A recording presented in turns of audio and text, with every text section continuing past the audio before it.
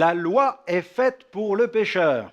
Dans Éphésiens chapitre 6, versets 2 à 3, l'apôtre Paul nous adresse cette recommandation. Il dit « Honore ton père et ta mère ».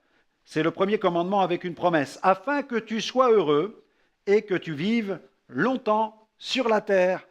Amen.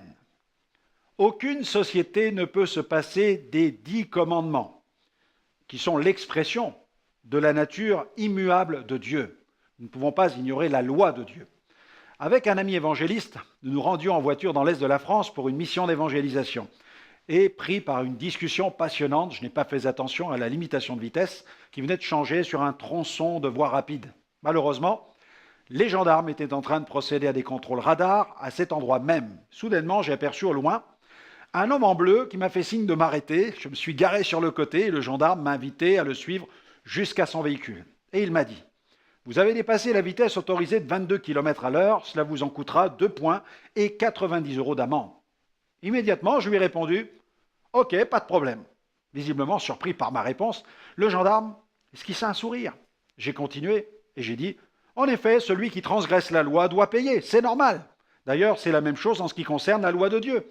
Comme nous l'avons tous transgressée, il nous faudra un jour rendre des comptes à Dieu. Mais béni soit Dieu, le seul moyen d'échapper au jugement se trouve en Jésus qui a pris notre condamnation à la croix. » Le gendarme termina de remplir la contravention. Ensuite, il s'est tourné vers moi, il a voulu en savoir plus sur moi, il voulait savoir ce que je faisais dans la vie. Je lui ai alors expliqué que j'étais pasteur évangélique. D'origine antillaise, il m'a expliqué qu'en Martinique, il avait eu l'occasion d'apercevoir des lieux de culte évangéliques et il m'a demandé s'il y avait de telles églises dans la région. J'ai pu lui donner quelques adresses, comme ça, sur le bord de la route. La loi a été gravée par le doigt de Dieu dans la pierre. Elle ne demande rien d'autre que la mort. Elle crie « coupable ». Impossible de lui résister. De la même manière que Jésus a utilisé la loi dans l'évangélisation, il nous faut apprendre à l'utiliser de façon intelligente. L'évangéliste Ray Comfort a déclaré « La loi et l'évangile ne devraient jamais être séparés, ils sont faits l'un pour l'autre. L'un s'occupe du diagnostic, l'autre du remède. » La loi identifie le mal, l'évangile le traite.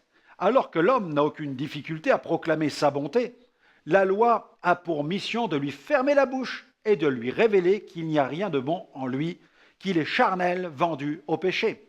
L'apôtre Paul a enseigné que la loi est faite pour le pécheur. Et la Bible nous dit qu'elle déclare que le péché même, c'est la transgression de la loi. Ainsi, comprenons bien, la loi est sainte, juste et bonne, mais elle demeure impuissante face à notre nature pécheresse. Sa fonction se limite à celle d'un pédagogue qui a pour rôle de nous conduire à Jésus-Christ. Ainsi, c'est en Christ que l'homme pécheur peut découvrir une nouvelle loi et accepter de s'y soumettre. Il s'agit de la loi de l'esprit de vie en Jésus-Christ. Reconnaissons qu'il nous arrive de transgresser la loi, mais béni soit Dieu qui nous a donné Jésus-Christ auquel nous pouvons demander pardon pour tous nos péchés, toutes nos transgressions. J'aimerais vous recommander cette prière aujourd'hui. Merci Seigneur pour ce témoignage. Je reconnais que je dois respecter la loi des hommes, mais aussi celle de Dieu, car tu as instauré la loi pour nous confondre et nous amener à la repentance, à une vie plus intègre et une vie plus sainte.